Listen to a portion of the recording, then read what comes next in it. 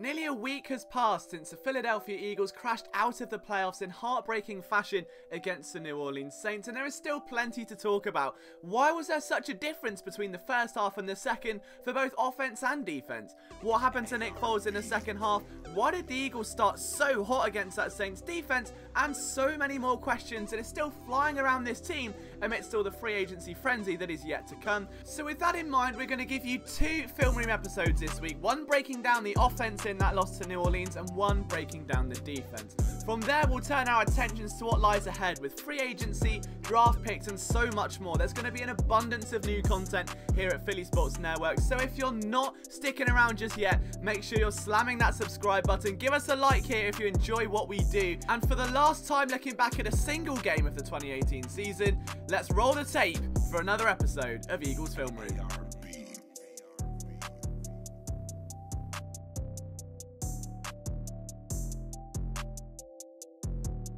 We're going to break this down drive by drive, and the Eagles came out swinging in a way that I didn't really expect. They threw everything they had at the New Orleans Saints, using different formations, different shapes, and anything they could to catch this once stout defense off guard. Starting fast was more important than ever, and in a stadium where the fans broke the decibel record at 127.9 for the Mercedes-Benz Superdome, it was going to be difficult. So to combat this, the Eagles ran a flurry of different plays with plenty of safety valves, plenty of optionality underneath, and a lot of checkdowns for Nick Foles. Here's a great example of a pick play early on. We can see the separation there that the wide receiver brings. Zach Ertz able to get out into the flat, create some running room for yards after the catch, and move the chains for a key first down. And obviously, as this drive went on, after that Cre'Von LeBlanc interception, the birds were fired up. But look at the attention the Saints give Zach Ertz over the middle. They weren't going to let that defeat them. Three players can all make Zach Ertz seem irrelevant, but all it does really is open up the check down to the outside in zone coverage. That bit's important. We'll tell you why later. But this was the Jordan Matthews touchdown, and more than anything, it was just a great play by the former Vanderbilt receiver. And there will be a full episode on Matthews' contribution to the Eagles this season coming in the next few months. But let's just take a look at how Matthews was able to dominate the stem of this route. He gets shoved once, shoved again, stays going, stays strong with his core, and is able to haul in a deep catch for the touchdown. If we reel it back, you can see a much better angle of this. So he gets off the line. You can see he's got the height advantage there, which plays perfectly into the hands of Nick Foles. But it's that first couple of steps he's able to use his inside arm to leverage some inside momentum. Gets knocked off his route a little, but he doesn't let that disrupt his timing. There's contact all the way down, and by the time the corner turns away, the separation is already too much, and it's an easy touchdown. The birds are on the board first, and that is all you could want. What about up front? Foles rolls out play action, sets his feet, drops a floater into the arms of Jordan Matthews. It's 7-0 to the Eagles, and a great start for this team.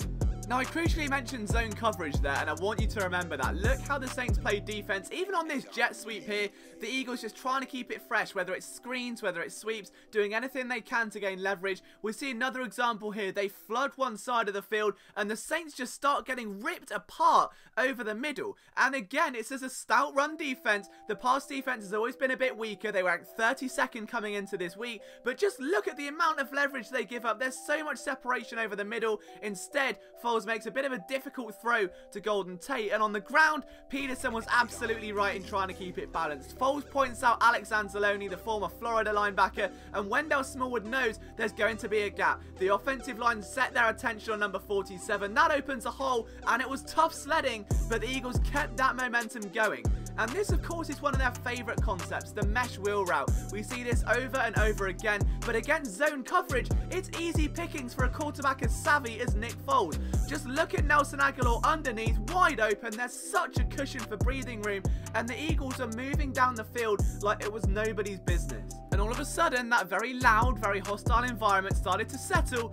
Foles and the receivers began to gain confidence, and this would ultimately be a crucial point. But the ball gets out so quickly. Foles with a cheeky little sidearm there. But as that confidence builds, look at this. Alshon Jeffrey versus Marshawn Lattimore. It's a key matchup in the game. Alshon turns his head, adjusts to the ball, and while Lattimore's playing the receiver, Jeffrey playing the ball. He knows exactly where it's going to be. And finally, we can all agree again that Jeffrey is a #1 receiver and nothing less. Maybe that requires a whole film room, who knows, that's something for the future. But Jeffrey gets a step inside, there's no press from Marshall and Lattimore, which allows Jeffrey to use his much thicker frame to push through the contact, turn his body, box out the smaller corner, and haul in the easy grab. The Eagles were moving with ease, there was nothing the Saints could do in these sort of looks, and when you've got a running back like Smallwood who's starting to really believe in himself now, look at the strength, and this is something we didn't really see from him. He's able to push the pile, get down to the 1 yard line before Nick Foles punches it in to give the Eagles a 14-0 lead. This was a huge start for the team.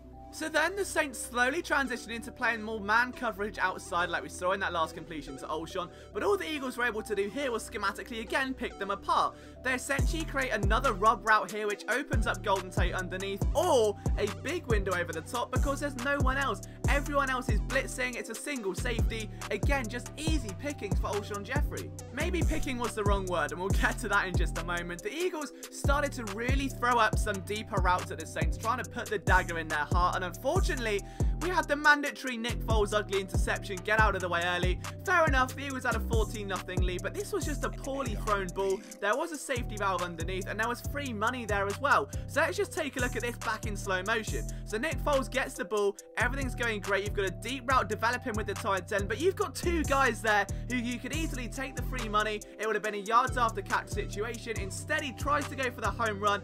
Marshall and Lattimore picks it off, but just watch Nick Foles in the pocket. Something just doesn't sit right with this throw. Foles drops back, immediately keeps his eyes up, looks downfield. He's got plenty of time, but instead of setting his feet, which he had plenty of time to do, his feet are now pointing vertically towards the goalpost. His shoulders are pointing at the target, and his head just isn't anywhere. So there was no momentum, no velocity generated through that lower body, which meant that he was kind of throwing it off his back foot, thus the air ball, thus it was intercepted. It was a bad look for Foles, and all of a sudden, the wind was knocked out of the sails. So instead of going back to what they knew like they did on this screen pass to at least kick off the drive, the Eagles started to get a little bit more aggressive to make up for lost time. Sort of like if you lose a hand in blackjack and you double down. So here we see a Tampa 2 look. Foles is looking to his one-man Olshon Jeffrey, staring him down the whole time. The safety's coming down. That's a 2-on-1 situation. On the other side of the field, the Saints begin to play tighter man coverage, but all three players are there. If there's ever a window to throw, it's where you've got the most optionality. Foles never even glances that way and instead is forced to throw it, almost hit the head of Darren Sproles. The next drive out, Foles went straight on the gas once again, throwing an absolute floater to Olshon Jeffrey, dropping it in the bucket, because you know, he played basketball in case you didn't know from the million mentions on the broadcast, to Olshon Jeffrey, who also played basketball. So Foles just throws a floater, it's a perfectly thrown dime, Jeffrey extending his catch radius once again, and then the Eagles once more try to start taking these shots over the middle of the field. The problem is here though that the Saints really started playing tight man coverage. This wasn't just man, it wasn't just a bit of zone and some blitzes mixed in. This was very aggressive, very tight man coverage to try and rattle Foles, to disrupt those timing routes over the middle of the field. If you look here, you can see Ertz is bodied up. There's some slight separation there on that route, but even if that ball wasn't batted down, who was Foles really going to throw to? Because the receiver was already being draped over by the corner. There was every chance it was going to get punched clear. And I hate to be that guy in this situation, but that's a play where Carson Wentz would be able to extend it, roll out, and give you some extra juice. That's the difference between the two quarterbacks, don't ever forget it. At this point, the Eagles still lead 14-7, however. And this is where things begin to go downhill a little bit for Nick Foles with this extra tight coverage. What we're going to see is Zach Ertz make a great play on a ball, or at least try to, but Nick Foles, it's a simple comeback. Ertz is already turning, positioning his inner body for the ball, and Foles throws it so far right of the hash, it almost ends up on the sideline. It was such a stray pass, and although Zach Ertz should be coming down with it, it was a struggle, let's be brutally honest. If you see the positioning of this ball, where it ends up, any receiver would struggle to get their hands on that one. So Nick Foles just drives it a little bit lower, tries to go underneath the hands that are coming up at the line of scrimmage, thinking they're going to be bullet passes, and they're very nearly right, but that should be a completion. And as we move into the second half, now the Saints have the lead for the first time. This is a big drive for the Philadelphia Eagles, and this is a huge completion to Zach Ertz. Now he notices that second safety has already turned to go with his receiver, opening up a lovely window for Zach Ertz to slide in behind the sitting Alex Anzalone, and that is a great pass. Big time completion, sends the Eagles up towards the halfway line. That's the way to silence that momentum. And now what we're going to see though is something a little bit different. The Eagles run another one of those flood type concepts where they're trying to get as many people to one side of the field as possible. But look at the difference in how the Saints defend this compared to how they did before. There's no room for error there. Matthews has to hustle his way through some contact. The ball was overthrown and Foles starts missing these easy passes. Now whether it's the pressure, whether it's a variety of different things, again, look at the tight man coverage. Your 4 primary receivers all bodied up into their targets right now, and there you've got a linebacker picking up the running back option. Foles is just slinging it downfield. The Eagles are no longer taking out those safety valves, allowing the checkdowns underneath. Instead, they want everything driving downfield, and this is where the downfall, in my opinion, started to sit in. The Saints made a halftime adjustment, and even here, look at where Foles is throwing that ball. He had a check down underneath. Instead, he throws it to where a cornerback is going to be all over it. This is so reminiscent to the Eagles defense, and there you've got Nelson Aguilar, who has a step on his corner, has a step on the safety, and Foles just can't find the torque to put on that ball and get it delivered to his target. And if we see it from the perspective of Nick Foles, it's a bit of a strange one, because once again, it's not like there was imminent pressure. The Saints are just jumping up at the line of scrimmage. Instead of trying to get pressure to Nick Foles, he was getting the ball out quickly. What they're doing now instead is just leaping up at the line, getting the hands in the face, obscuring the vision from someone who traditionally delivers it down deep, knowing their corners are getting hands on them, knowing the safeties are going to block out those windows, and then it all came crashing down. The Eagles were driving down the field. It was the ultimate Nick Foles scenario. Just under 3 minutes left on the clock. You're down by 6. You've got the ball with around half the field to drive. You're pushing your way through, and the ball just slips through the hands of a receiver who had been money all afternoon. It was such a shame to see the game end in a heartbreaking fashion, but the truth is, if we're brutally honest with ourselves, the Saints adjusted. They were being ripped apart in the first quarter, and in the second quarter of that game, everything changed. Nick Foles went 10 for 22 for 88 yards, no touchdowns, 2 picks, although one wasn't his, after that first quarter. That's the difference. The Saints just started trying to get pressure to him in different ways. They started getting more physical with the wide receivers, and Foles, instead of relying on those safety valves that worked so heavily, instead of relying on those man-beater looks, started just trying to trust in his receivers a bit more, but he couldn't deliver the ball when he needed to. And that ultimately was the key to the reason the offense couldn't outscore New Orleans. It wasn't as if New Orleans put on some defensive masterpiece, but they adjusted enough to stagnate the Eagles just enough